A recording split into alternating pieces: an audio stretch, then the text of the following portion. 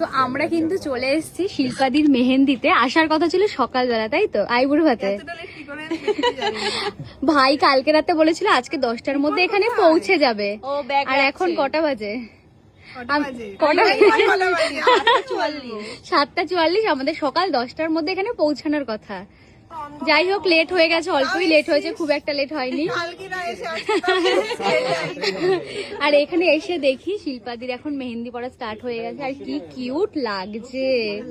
কাজলের টিপ পরে নিয়েছে তো, এটা নজর টিপ লাগানোর দরকার ছিল, এত সুন্দর লাগছে তোমাকে, সত্যি খুব সুন্দর লাগছে, দারুণ হয়েছে। দুটো লুকই আজকে হ্যাঁ দারুণ ছিল, আইবুড়ো ভাতেরটাও একটা ডিফারেন্ট ব্যাপার ছিল, তাই না?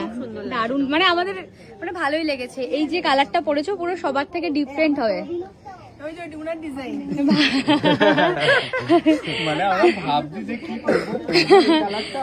না খুব সুন্দর কালার হয়েছে, খুব সুন্দর হয়েছে।